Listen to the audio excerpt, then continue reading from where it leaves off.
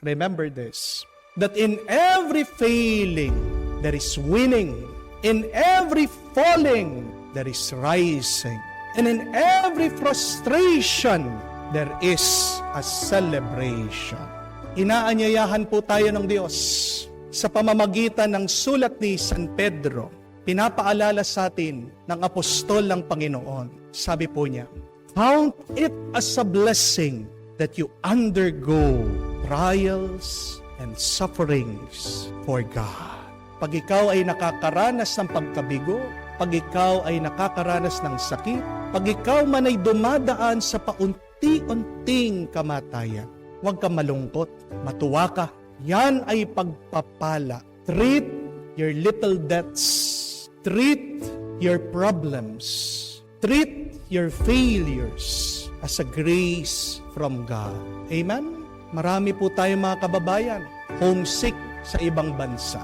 Di lang po isang trabaho, minsan 3 trabaho, minsan po 3 oras lang ang tulog nila. Pero kahit na sila'y nangungulila, yung kanilang nararanasan na hirap, yan naman po ang nagiging instrumento ng kabuhayan ng kanilang mga pamilya dito sa ating bansa. Amen?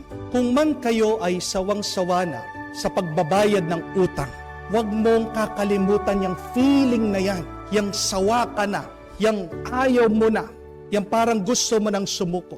Kasi yan ay ang iyong motivation. Yan ang magtutulak sa iyo para malampasan mo at huwag ka nang bumalik sa pagkabaon, sa pagkautang. Amen? Marami po sa inyo, alam ko, mga nanonood natin mga kapatid, ang may sakit, gustong pumunta sa simbahan, hindi magawa. But also count your sickness as a blessing. You may see it as a great failure in your part, in your body. But where you fail bodily, you can triumph and win spiritually. Isa po sa mga talagang malalim, matatag, masipag na nananalangin, nagdarasal, ay ang mga may sakit. Minsan ang Diyos pinapahintulutan ka na magkasakit para saan? Kasi gusto niyang mas lumapit ka sa Kanya. Amen? Kung man ikaw ay nag-aalala, meron kang anxiety, okay lang yan. Yakapin mo, tanggapin mo. Kasi maganda na yung meron kang takot sa buhay kaysa sa wala kang takot. Dahil ang mga taong walang takot, pabaya. Your fear is also a blessing. Thank God whenever you feel afraid. But you're reminded to be more afraid of God than to be afraid of your problems. Amen? At kung man po, nasa punto kayo ng buhay nyo ngayon, na iniwang kayo, hiniwalayan kayo, na hindi na kayo binalikan, sabihin nyo, okay lang. Bakit? Kasi at least alam mo kung sino talaga yung totoo na para sa iyo. Remember, it is God who removes people in our lives. Allow people to go far from you kung hindi rin naman sila makakabuti sa iyo. Amen? Remember this good news that even if there is failing, at the other side of it there is winning. Even if there is frustrations, there can also be a celebration. That in every death, there is a new life. May napakaganda pong kwento tungkol po sa isang tao, isang magsasaka. Nagtatanim po siya. Nagtanim po siya para tumubo isang puno ng mansanas. At araw-araw pinagdadasal niya sa Diyos na tumubo at mamunga ang kanyang tinanim. At tapat ang Diyos, mga ilang linggo, nakita niya paunti-unti na umusbong. Ilang taon, nagtitiis ang taong ito hanggang lumaki ang puno. At nung tutubo na, lilitaw ng unang bunga ng kanyang halaman. Alam niyo po nangyari? Biglang dumating ang bagyo. Napakalakas ng hangin. Tinangay po itong puno na binabantayan, iningatan, diniligan ng taong ito. And the man was so sad, disappointed. Galit na galit siya sa Diyos. Kaya sabi niya, Lord, nagpagod ako, pinagdarasal ko naman, naniniwala ako sa iyo. Bakit tinayaan mo na dumating ang bagyong ito? Inalis mo itong aking pinagpaguran. Hindi po sumasagot ang Diyos. Hanggang pagkatapos po ng ilang linggo, nakita po nito magsasaka. Doon sa kanyang lupain, napakarami pong sumusulpot, lumalaki, na halaman. Yung po palang hangin tinangay ang halaman at kinalat lang yung bunga nitong puno. Ang Diyos nagtanim, hindi lang isang puno, kung hindi marami para dito sa magsasaka. At dito po naintindihan ng tao ang mas magandang plano ng Diyos. Remember the words of God through the prophet. My ways are not your ways. Ang pamamaraan ko ay hindi nyo pamamaraan. Kaya nga, hindi man natin maintindihan, maniwala pa rin tayo. Because what is faith? It is believing the unbelievable. It is trusting God that He can do the impossible. Ang pinaka-imposible na ginawa ng Diyos ay mula sa kamatayan, umusbong nagkaroon ng buhay. Ano pa yung iyong problema? Sandali lang yan para sa Diyos. Kaya nga itanim natin ang mabuting balitang ito. Yan ang magbigay sa atin ng panibagong tuwa, mas malalim na pananampalataya, pag-asa na magpapalakas sa atin sa ating paglalakbay dito sa buhay hanggang marating natin ang buhay na walang hanggan kasama ang Diyos.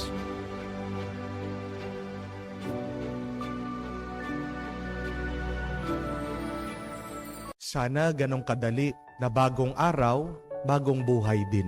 Bagong oras, malinis ang iyong buhay, mawawala lahat ng iyong mga iniisip na pagsubok at suliranin. Sana ganong kadali, pero hindi.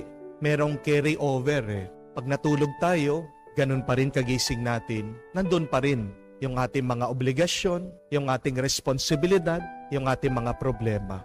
Sana, pag nagbabago ng kalendaryo, nawawala na rin yung mga pag-aalala mo, nawawala na rin yung iyong mga takot, yung iyong mga problema. Pero sadyang ganyan ang katotohanan ng buhay. Hindi po ba? But allow me to encourage you. Please remember this, that problems are a part of life, and solving them is the art of life. Ang problema ay parte ng buhay, at ang pagsagot sa iyong mga problema ay ang ganda ng buhay. Bakit po lalong bumibigat ang ating mga problema sa buhay? Well, first, because you keep on avoiding them. You keep on denying them. No, face them, accept them, embrace them. But secondly, our problems becomes heavier, bigger, because we do not solve them. We do not answer them. We do not find a way to overcome them. Bago po lumaki ang problema, habang maliit pa lang yan, harapin mo na, sagutin mo na. At ang ganda ng buhay ay yung pag nalalampasan mo yung mga problema mo. But I think that is the question for all of us. How can we find the answers to life's many problems? I tell you, my dear friends, hindi po mauubos ang problema natin. Palaging meron. Bata ka, matanda ka, mahirap ka, mayaman ka, maganda ka, may problema ka pa rin. Pag wala kang ganda, mas malaking problema mo. Di po ba? Palagi may problema. Pero yan yung tanong saan kaya tayo makakakita ng pinakasagot? Paano natin malalampasan ang mga sunod-sunod, palaging dumadating na problema at suliranin sa ating buhay? Let us go back to this very beautiful reading that we have coming from the first letter of St. John. Memorize this verse. Ano po ang sabi niya? Beloved, who is the one who conquers the world, but the one who believes that Jesus is the Son of God? Very beautiful. Sino daw ang tao na magtatagumpay na sasakop sa buhay na ito kung hindi ang tao na naniniwala na si Jesus ay ang anak ng Diyos? That is the key, my dear friends.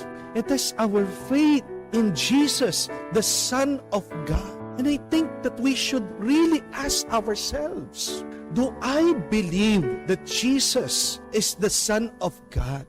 Do I believe in the deepest of my heart? Do I believe in my mind, with all of my soul, with all of my strength, that there is nothing impossible with God? Be honest with yourself. Do you believe Or there is still some doubt? Buo ba talagang iyong paniniwala? O meron pa rin pagdududa? Baka lang iniisip mo, pero hindi ka naniniwala. Magkaiba po yun.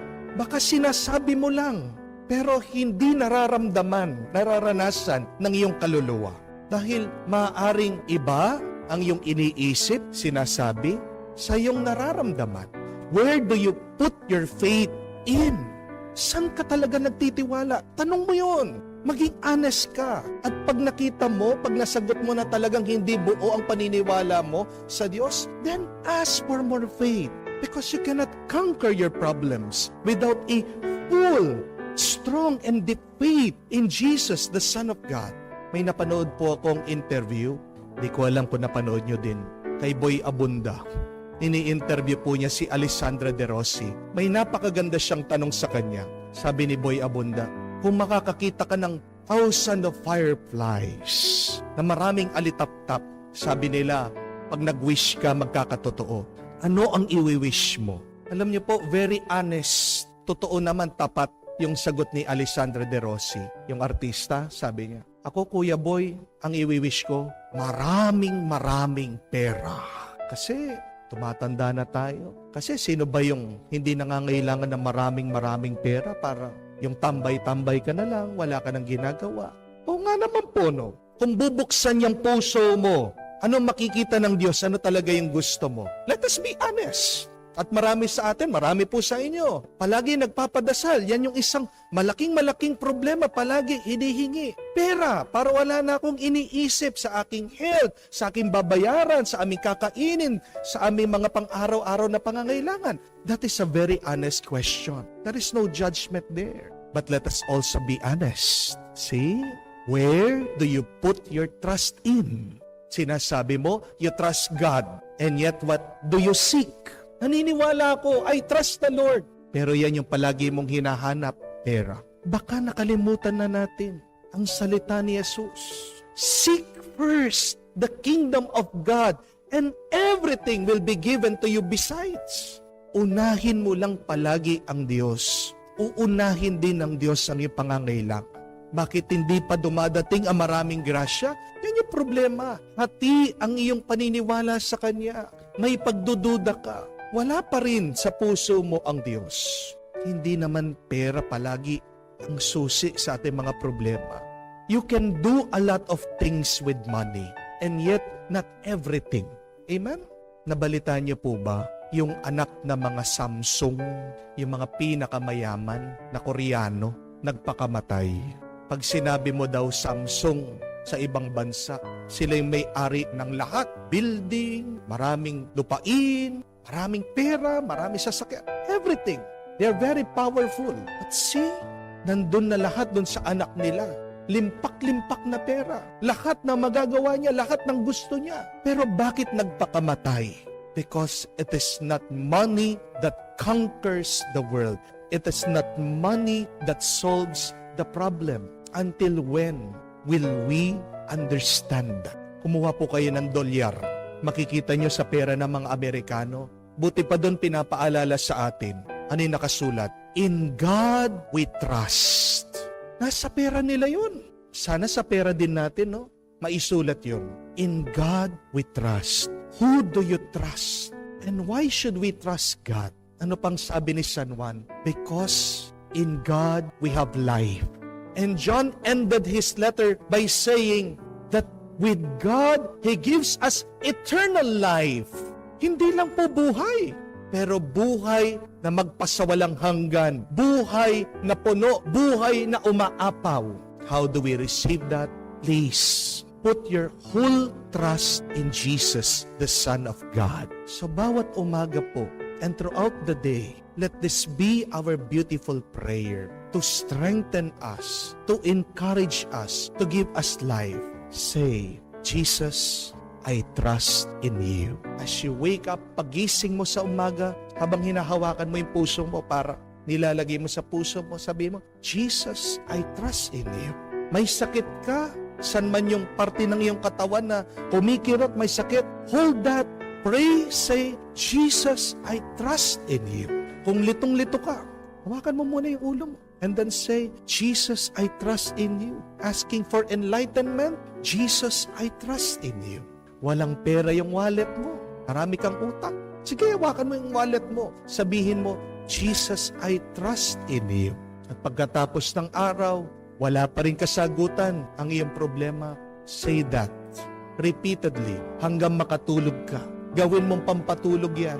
Yung panalangin na yan, ulit-ulitin mo, Jesus, I trust in you. Do you trust Jesus? Let us pray and hope so that we can overcome our problems. Alam niyo po bang pinakamabilis sa paraan para maging masaya? What is the quickest and easiest way to be happy? Ito po, yung tingnan mo sa buhay mo kung ano yung meron ka. To see and appreciate what you have. That is the quickest and easiest way to be happy. And what is the easiest way to be sad? Ano yung pinakamabilis at madaling paraan para naman maging malungkot? Yung tingnan mo sa buhay mo, yung wala. When you're trying to find what is missing in your life, you will be sad and miserable. Ang kasabihan, happiness is not having everything, but happiness is being thankful for everything in your life. So the question is, are you thankful for what you have in your life? Have you looked around at your life? And have you been grateful for these things, for the people that you have, the experiences that you have undergone? Dahil kung hindi mo pinapansin, tinitignan, pinapasalamatan ang mga bagay-bagay sa buhay mo, magiging malungkot ka. Amen? Remember that gratitude is a free antidepressant. Merong po mga ibang tao, depressed, may sakit. Ang sakit nila, chronic sadness. Palaging nalulungkot. At ano po ang binibigay ng doktor? May gamot silang pinapainom sa kanila. Pero hindi mo kailangan uminom ng gamot para maging masaya ka. Napakasimple lang. Manatili ka, buksan mong iyong mata, buksan mong iyong tenga, buksan mong iyong puso, at tanungin mong iyong sarili, ano ba ang nandirito sa aking buhay? Sino ba ang nandirito sa aking buhay? Ano na ba ang aking nagawa sa buhay? See, Jesus was also doing this in the gospel. He was listing his accomplishment and Jesus was praying over them to the Father. Jesus was presenting them to his Father. Sabi niya, I have glorified your name. I have finished the work which you gave me to do. I have proclaimed your name to men. I have given them your word. Kaya nga masaya ang ating Panginoon kasi meron siyang natapos sa mga pinapagawa ng kanyang Ama. Oo, marami pang kailangan gawin eh. Hindi pa talaga tapos ang misyon. Hanggang ngayon, tinutuloy natin ang misyon na iniwan ng ating Panginoon. Pero hindi ibig sabihin, dahil meron pang kulang, hindi ka na magpapasalamat. Oo, may kailangan pang gawin, pero tandaan mo, may nagawa na. At ang tanong, nagpasalamat ka na ba doon sa natapos na? I want you to remember this, my dear friends, that you should not wait for everything to be perfect, for you to be grateful. But please, be grateful, and then everything will be perfect.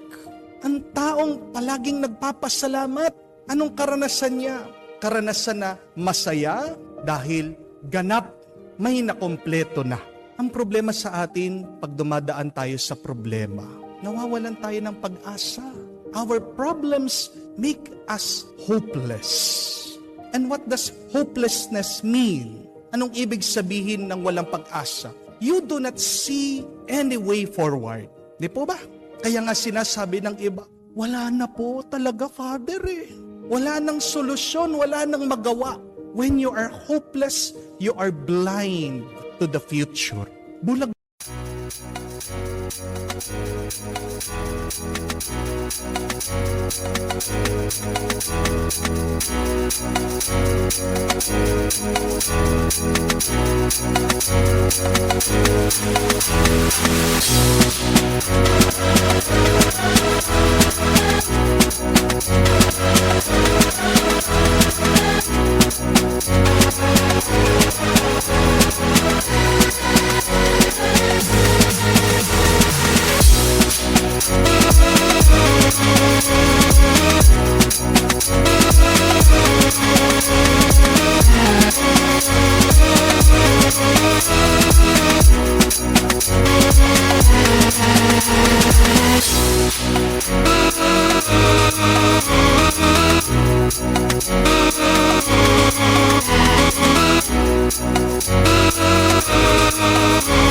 Ka sa paparating.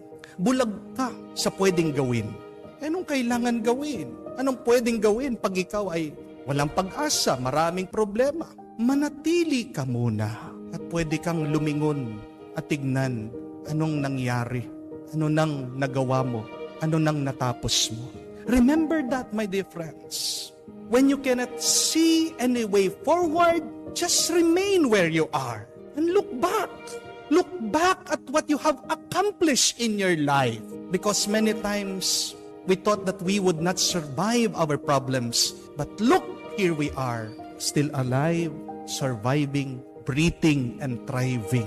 Maraming beses, kala natin, mamamatay na tayo sa mga problema. Maraming beses, gusto natin sumuko, pero tingnan mo naman, hanggang ngayon, nandiyan ka, hanggang ngayon, buhay ka, hanggang ngayon, nagpapatuloy ka. Paano posible yon? Walang iba ang tumutulong kung hindi ang Diyos. Nagtutulak sa iyo, nagpapalakas sa iyo ay ang kanyang grasya. Count your blessings. Look at your accomplishments. Do not be in despair. And thank God for those accomplishments. You will become happy.